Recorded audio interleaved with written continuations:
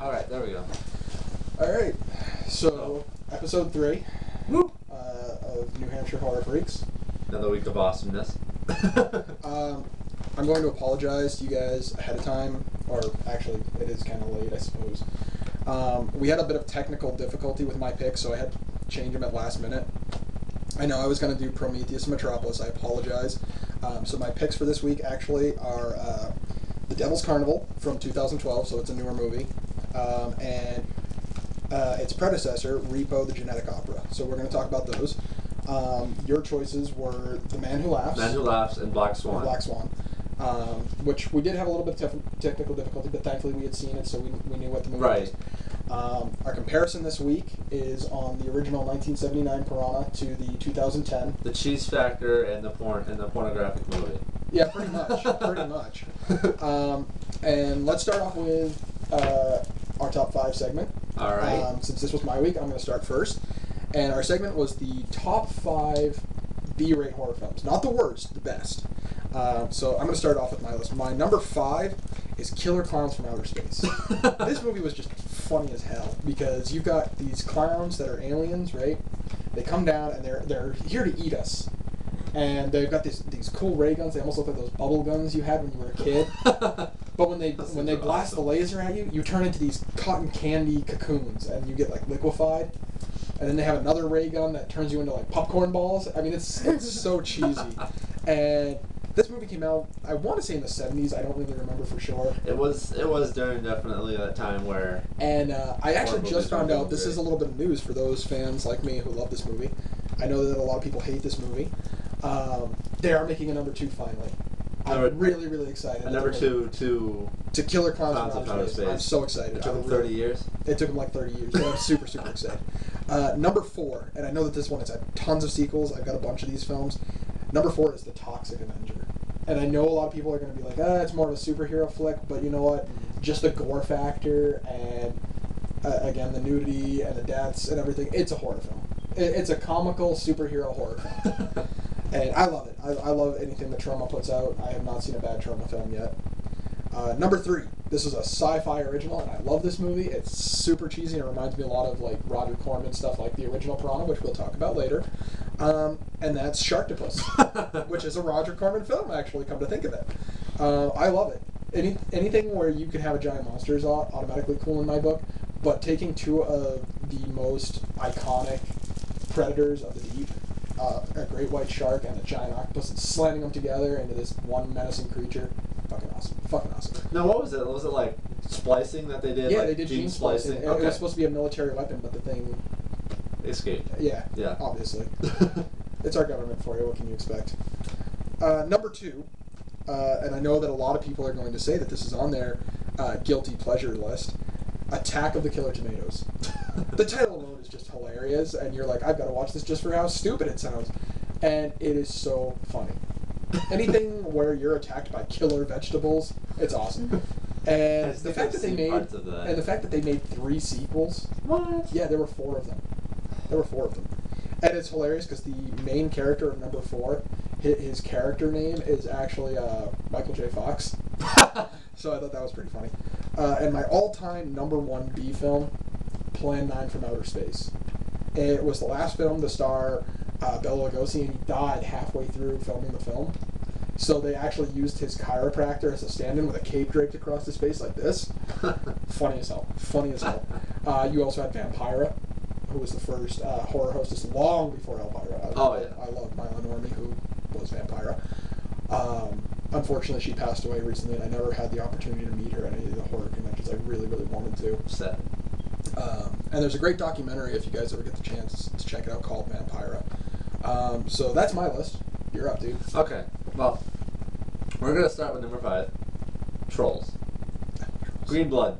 I love Trolls. That's the first thing that comes to my mind. Green Blood. It's such a guilty pleasure movie. It really is. And yes, the Green Blood, because at the time, they were coming out of the Hollywood strike on violence and stuff, so they couldn't use red blood. So a lot of companies were using like blue, or they were using an orange and they were darkening it up to make it a little darker. And there were a lot of movies that came out around that year that had those different colored bloods, but some of them were really good, which one of which I will definitely talk about later, which is Suspiria. I love that movie. Love Dario Argento. who did one of your favorites, Pelts. Oh, Jesus. It's not my favorite. It's just one of the ones that I could scare my cousin with. Yeah, but you've come out and said you like the film. It's an alright film. Alright, so Trolls. Great flick. I loved it. Alright. Number 4, Horrors of Spider Island. Oh, God. You're talking a film that came out in the early 60s, right around that whole atomic horror age, like with Them and The Fly. And oh, yeah. oh, God. And, of course, you're coming into the 60s, so you're getting that exploitation films, too, so you're getting all the nudity and all that. And this was just one of those really weird films. It's been a couple of years since I've seen it, but it's a cool flick. It's a cool flick. Alright, number 3, which I think is B-rated, but a lot of people might argue it. This is the one you and I were talking about that I've never seen. Right. A movie you've never seen. seen. A movie I've never seen, Okay. which is surprising. I think it's called Born. Not quite sure, but it has it's Kane Hodder after his Jason days. Okay. Even though it has his name right at the top, he's not the main character. It's this little girl. Kind of like with Trick or Treat with Gene Simmons and Ozzy, and they were like the big catch for the movie, and then they were in there for like all of 10 seconds. Yeah, I hate movies like that. So I probably hate this film just for that factor, because I'd be expecting to see Kane Hodder. Well, he's in it, but he's one of the demons. Oh, he's a demon. I think he's a demon. All right, and I can see that. And two others are trying to get this girl that had this demon baby. Woo, demon baby. So that's that. Why, dude? Everything we're talking about has to deal with sex today. What the hell? For guys. Yeah, seriously. I'm sorry, guys. I really am. Number 2, Feast. First one, not the second one, not the third. We're not even going to talk about the trash of the third one. Blech. The third one was so bad. But the first one was. I loved the first one. First one was good. First one, it was cool because they stepped away from the generic horror stereotype where the hero has to live. I love the fact that he's like, I'm the guy who's going to save your ass, and he gets eaten right then. I thought that was great. And the soundtrack, I loved the soundtrack. The soundtrack was awesome. And one of my all-time favorite bands played the title track, which was the Benson Black Shadow. I love that band. Absolutely love that band. And for them to do that track was just badass. I loved it. Loved it. It's a good movie. Number 1? Number 1. Movie I grew up with, Tremors. I grew up with Tremors. My dad watched Tremors Burt Reynolds a lot. is the man. Huh? Burt Reynolds is the man. Oh, yeah. I love that guy. He's awesome. The only guy, in my opinion, who beats out Burt Reynolds in awesomeness is Clint Eastwood. Clint Eastwood is... Got one better than that. John Wayne. I think John Wayne is awesome. No. Clint Eastwood is the spirit of the West. You watch The Good, the Bad, and the Ugly, and that is the greatest. Clint Eastwood came out of spaghetti westerns. So did John Wayne. No, he didn't. He totally did. No, he didn't. He did. No, he didn't. No. And if you guys out there agree with me, let me know. Let me know. All right, so let's actually get to the actual reviews, shall we? I'll go first, as always. This is really weird because I don't like musicals. I hate musicals with a passion. So it's weird that I actually picked these films. But the first one, as I said, was from 2012, I think. Yeah, 2012. Yeah. And this one I actually bought as a CD-DVD combo. It came with the soundtrack, which was really cool. I like the soundtrack a lot. And that's The Devil's Carnival. This was the directorial... I don't want to say sequel because it's not a sequel. Follow-up, I guess would be the right word, for Repo, the Genetic Opera, which we'll also be talking about later. It stars most of the same actors.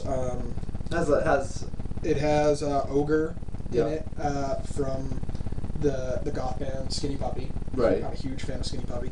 And he's also in Repo. He plays Poppy in Repo, the guy with the face. Okay, yeah. In this, he plays the twin. All right. At the very beginning. Right. You've got the guy who played what the hell is his name? I'm gonna hopefully pronounce this correctly. Terrence Zudanish. I don't know if I pronounced that right or not, but he played the grave robber in Repo. Okay. He actually plays the devil in this one. All right. I never got that because we did watch them back to back. We did watch them back to back. I didn't catch that one.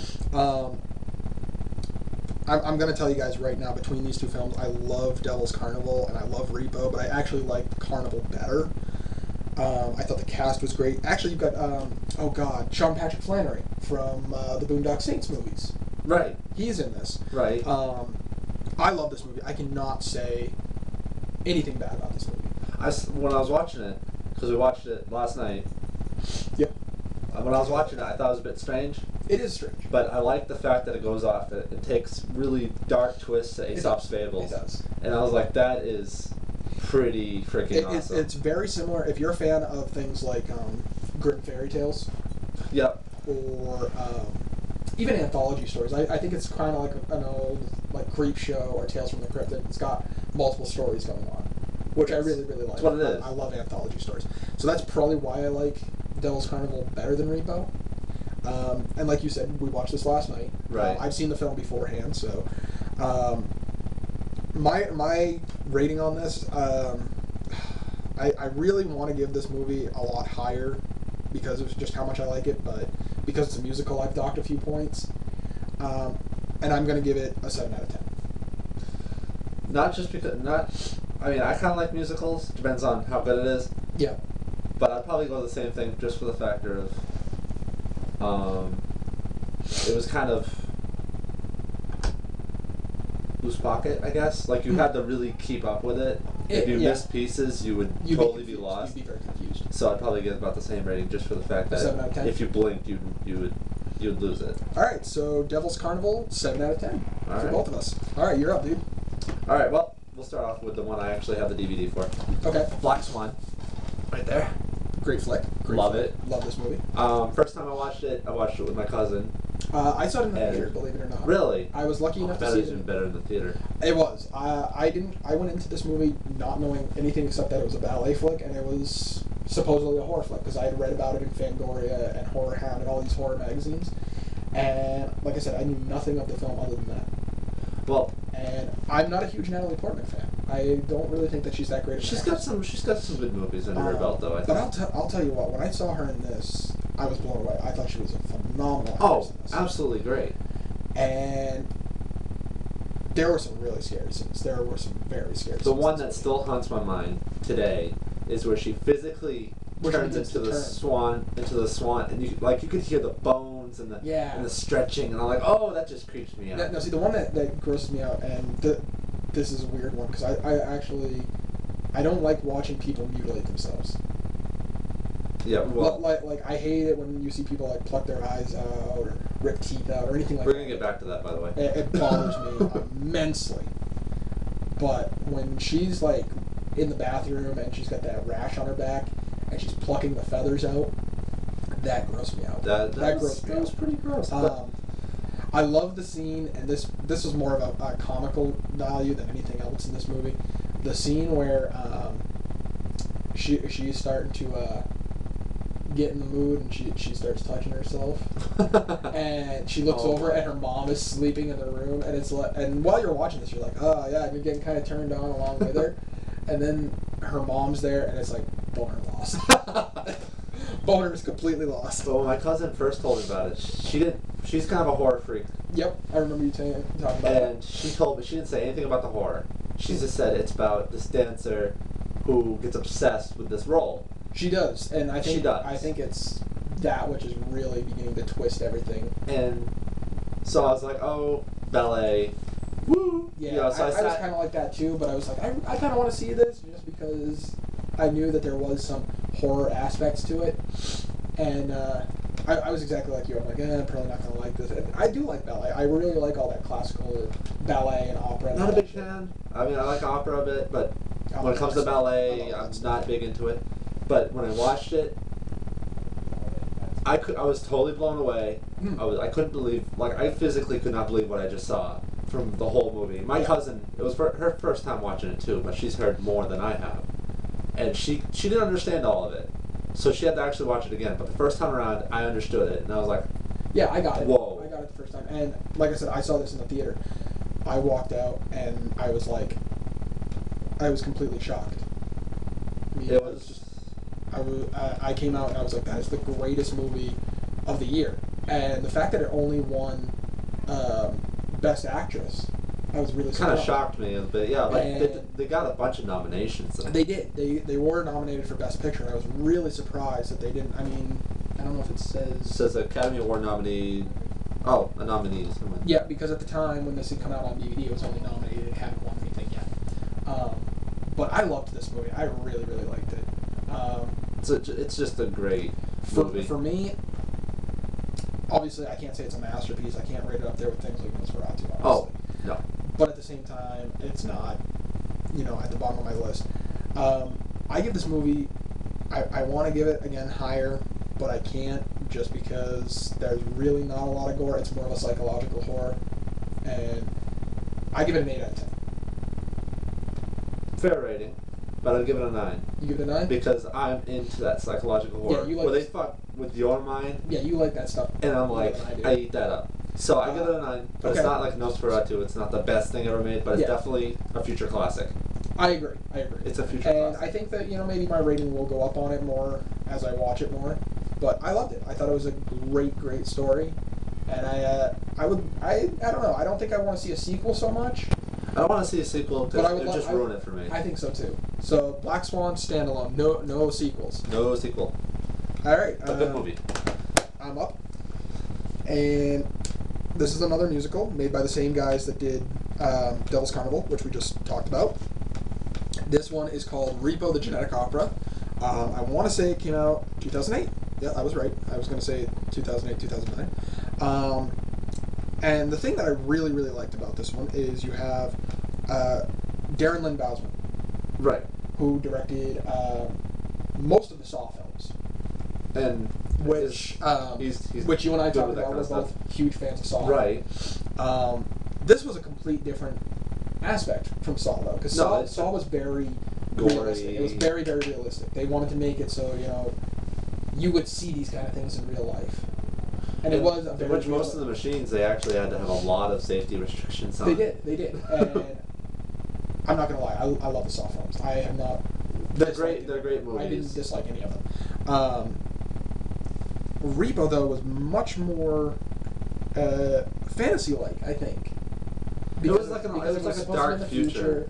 And, everything was over the top, and it's not stuff that you would see on the street. No. But definitely you've got an all-star cast.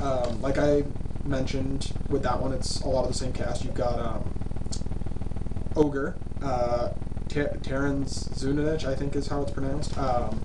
Bill Moseley, who I'm a huge fan of. He's been in The Devil's Rejects. He was in Texas Chainsaw Massacre 2. Okay. As Chop Top. So all right. Seen that movie? Yep.